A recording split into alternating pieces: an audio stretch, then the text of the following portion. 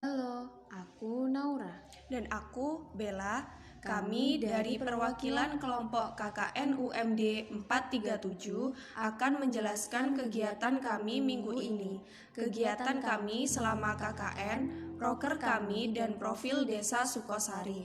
Karena narasi video ini panjang, kami berdua akan bergantian menjelaskannya kepada kalian. Pada tahun 1955, Desa Sukosari merupakan pemekaran wilayah dari Desa Rojopolo. Maka dari itu, Desa Rojopolo dibagi menjadi dua, yaitu Desa Rojopolo dan Desa Sukosari. Desa Sukosari sendiri memiliki dua dusun, yaitu Dusun Sukosari dan Dusun Pondok Jaya. Mulai tahun 1955 sampai saat ini telah terjadi 7 kali pergantian kepala desa. Saat ini Kepala Desa Sukosari dijabat oleh Bapak Iskak Aminuddin yang telah menjabat selama 2 periode. Letak geografis Desa Sukosari sebelah utara berbatasan langsung dengan Desa Kalidilem, Kecamatan Randu Agung. Sebelah timur berbatasan dengan Desa Kaliboto Kidul, Kecamatan Jatiroto. Sebelah selatan berbatasan dengan Desa Rojopolo, Kecamatan Jatiroto, dan sebelah barat berbatasan dengan Banyu Putih Kidul, Kecamatan Jatiroto. Desa Sukosari memiliki jumlah penduduk 6.355 jiwa dan 2.022 KK. 1.324 KK yang tergolong RT miskin yang bermata pencaharian buruh dan 555 RT menengah yang bermata pencaharian petani dan sisanya RT menengah ke atas.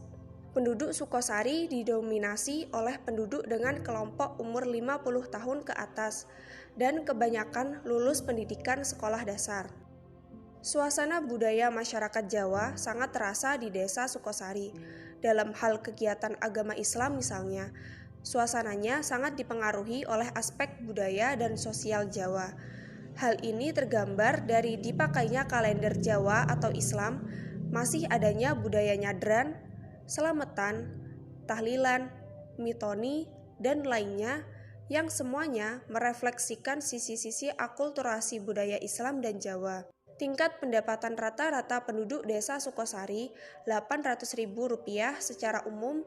Mata pencaharian warga masyarakat Desa Sukosari dapat teridentifikasi ke dalam beberapa sektor, yaitu sektor pertanian berjumlah 2.500 orang, yang bekerja di sektor jasa berjumlah 356 orang, yang bekerja di sektor industri 233 orang, dan bekerja di sektor lain-lain 257 orang.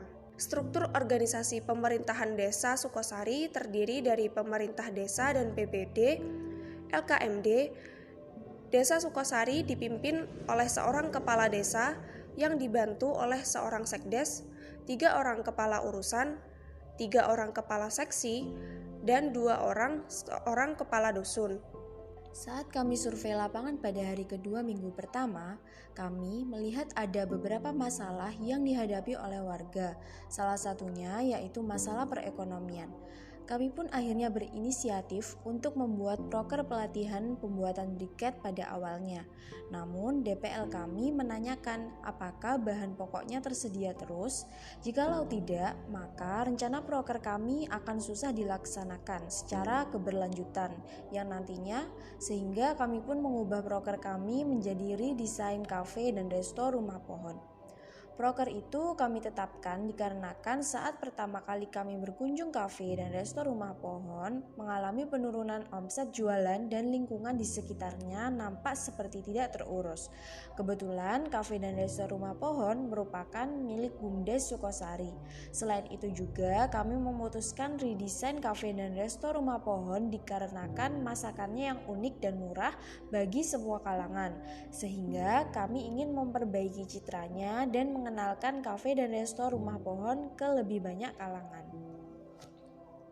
Setelah ide kami disetujui oleh DPL, kami pun langsung mengerjakan penyusunan BMC di mana kegiatan kami berfokus pada sanitasi lingkungan kafe dan resto rumah pohon, menambah fasilitas menarik dan unik di kafe dan resto rumah pohon seperti photo booth beserta tambahan dekorasi, promosi melalui berbagai media sosial, dan bekerja sama dengan instansi lain untuk catering makanan.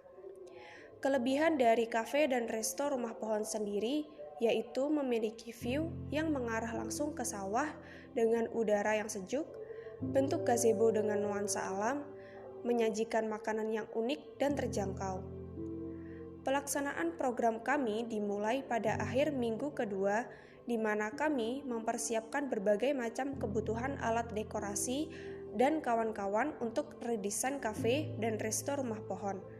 Sembari melakukan sanitasi di area kafe, kegiatan sanitasi memakan waktu sekitar 3 hari, mengingat beberapa titik lokasi yang harus dibersihkan cukup banyak dan rimbun oleh tanaman air.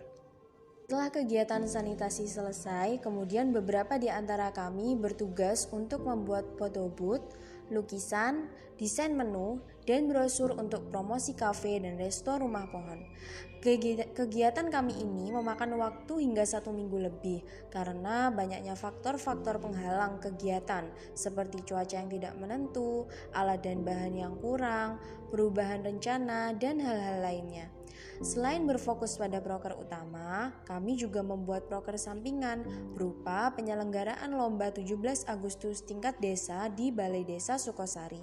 Lomba ini diadakan dengan tujuan untuk kembali memeriahkan lomba 17-an tingkat desa setelah terhenti selama 2 tahun akibat Covid dan mempromosikan kafe dan resto Rumah Pohon dengan cara menyelenggarakan malam puncak pembagian hadiah di kafe tersebut. Lomba diadakan selama 5 hari selama berturut-turut dan diikuti oleh peserta anak-anak, remaja, dan ibu-ibu.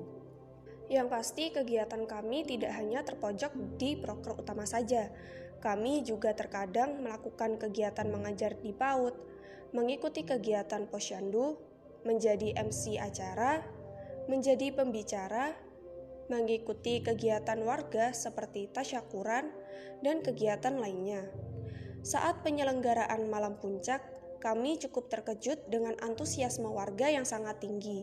Kami mengira hanya sedikit saja yang hadir pada malam puncak tersebut, namun ternyata malah sebaliknya. Di malam puncak tersebut, kami menghadirkan sedikit penampilan agar warga tidak jenuh.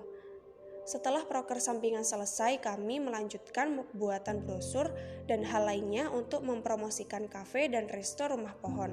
Setelah proker utama selesai, kami melihat perubahan yang cukup signifikan, di mana para remaja, keluarga, dan kalangan instansi sering mampir dan makan di kafe dan resto Rumah Pohon. Kami juga mendengar dari warga sekitar kafe bahwa semenjak dibersihkan, pengunjung semakin banyak berdatangan. Hingga saat ini, kafe dan resto Rumah Pohon mulai ramai dikunjungi pelanggan baik yang lama ataupun pelanggan baru. Semoga dengan adanya inovasi dan eksekusi ide dari kelompok kami dapat membuat kafe dan resto Rumah Pohon semakin dapat dikenal oleh berbagai kalangan dan meningkatkan perekonomian warga sekitar. Kami juga berharap suatu saat nanti bisa kembali bersama-sama untuk melihat perkembangan dan kondisi kafe dan resto Rumah Pohon. Ini adalah video kegiatan terakhir dari kelompok kami, KKN UMD 437. Kami mohon maaf bila ada salah kata. Semoga video ini bisa menjadi pembelajaran yang bermanfaat bagi yang melihat. Kami undur diri dulu ya. Kalau kalian berkunjung ke kafe dan resto Rumah Pohon, jangan lupa tag IG-nya ya. IG-nya kami taruh di kolom caption. Dadah!